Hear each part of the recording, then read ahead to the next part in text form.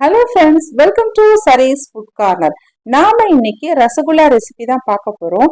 அதிக விலை கொடுத்து கடையில வாங்காம குறைவான செலவுல ரொம்ப ஈஸியா ரொம்ப குயிக்கா வீட்லயே நம்ம ரசகுல்லா நல்லா சுவையா நல்லா செஞ்சிடலாம். வாங்க இது எப்படி பண்றதுன்னு பார்க்கலாம். செய்யறது ரொம்ப ஈஸி தான் இது.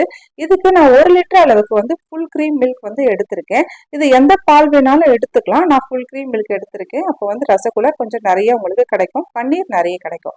ஒரு பாத்திரத்துல சேர்த்துட்டு இது நல்லா வந்து கொதிக்கட்டும். அது கொதிக்கிற நேரத்துல நான் ஒரு எலுமிச்சம்பழம் எடுத்து அதை வந்து சீட்ஸும் அதனோட பல்ப்பும் இல்லாம நல்லா அதனோட ஜூஸ் மட்டும் நான் எடுத்துக்கிறேன்.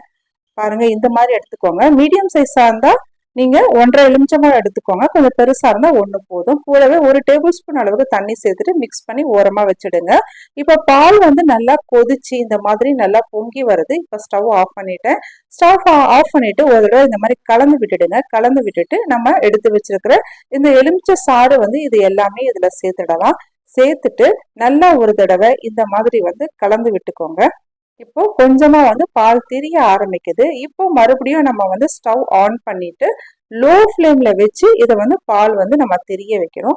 லோ ஃப்ளேம்ல வச்சுக்கலாம். நல்லா கலந்து விட்டுக்கிட்டே இருங்க. கலந்து விட்டுட்டு இருக்கும்போது உங்களுக்கு நல்லா கொஞ்சம் கொஞ்சமா பாருங்க, இப்போ நல்லா வந்து திரிஞ்சு வந்துருச்சு. பால் முழுசுமா நல்லா வந்து திரிஞ்சிடுச்சு. இந்த மாதிரி நல்லா ஒரு தடவை கலந்து விட்டுட்டு ஸ்டவ் ஆஃப் பண்ணிடலாம். ஸ்டவ் ஆஃப் பண்ணிட்டு ஒரு காட்டன் கிளாத் வச்சு இதை நல்லா வந்து நம்ம தண்ணி எல்லாம் தனியா பன்னீரும் தண்ணியும் நல்லா தனியா பிரிச்சிடலாம். இந்த மாதிரி வடிகட்டிடுங்க. வடிகட்டிட்டு ஃபர்ஸ்ட் இதுல இருக்கிற தண்ணியை ஒரு தடவை இந்த மாதிரி பிழிஞ்சு எடுத்துடுங்க.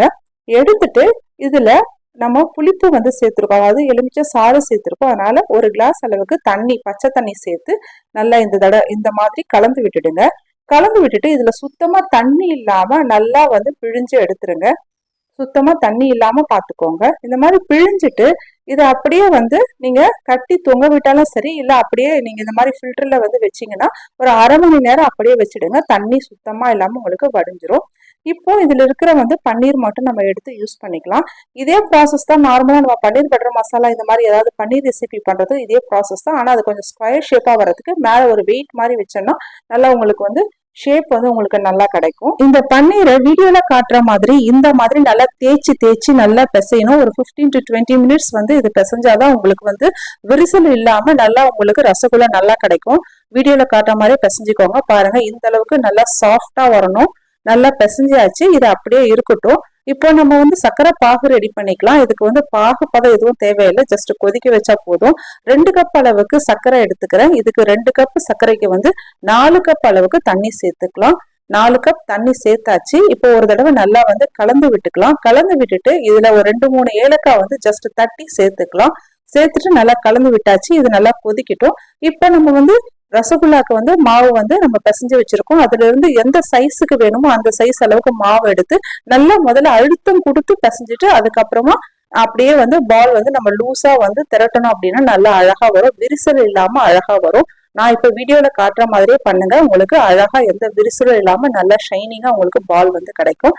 இதே மாதிரி எல்லாமே வந்து செஞ்சு எடுத்து வச்சிடுங்க. செஞ்சு எடுத்து வச்சதுக்கு அப்புறமா இப்ப நல்லா வந்து கொதிக்க ஆரம்பிச்சிடுச்சு உங்களுக்கு சர்க்கரை பாகு. இந்த சர்க்கரை பாகு மேலும் வந்து ரொம்ப கட்டியா ஆகாம இருக்கிறதுக்காக கொஞ்சமா நான் வந்து எலுமிச்சை சாறு வந்து சேர்த்துக்கிறேன். சேர்த்துட்டு அதுக்கப்புறம் நல்லா வந்து சர்க்கரை பாகு நல்லா கொதிக்கும் போதுதான் இந்த பால்ஸை வந்து நீங்க அதுல போடணும். நல்லா கொதிக்குது பாருங்க. அதுவும் ஒண்ணா தான் போடணும். மொத்தமா கொட்டினீங்க அப்படின்னா நீங்க வந்து அந்த சர்க்கரை பாகோட அந்த ஹீட் வந்து கம்மியாயிடும். அப்போ வந்து உங்களுக்கு போடுற அந்த பன்னீர் பால்ஸ் வந்து உடையறதுக்கு சான்சஸ் இருக்கு.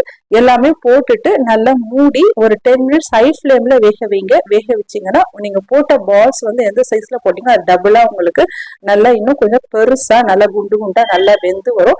10 நிமிஷம் ஹை ஃப்ளேம்ல வச்சதுக்கு அப்புறமா மறுபடியும் நல்லா ஒரு தடவை இந்த மாதிரி கலந்து விட்டுடுங்க.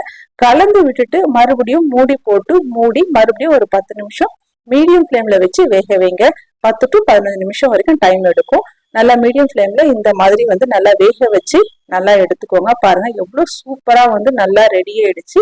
நல்லா ஒரு தடவை இந்த மாதிரி கலந்து விட்டுக்கிட்டு அதுக்கப்புறமா நம்ம ஸ்டவ் ஆஃப் பண்ணிட வேண்டியதுதான். எவ்வளவு சூப்பரான ரசகுல்லா வீட்லயே எவ்வளவு ஈஸியா எவ்வளவு சிம்பிளா வந்து இதை பண்ணிடலாம். அவ்வளவுதான், நல்ல ஒரு ஜூஸியான ரசகுல்லா வந்து ரெடி ஆயிடுச்சு. ஸ்டவ் ஆஃப் பண்ணியாச்சு.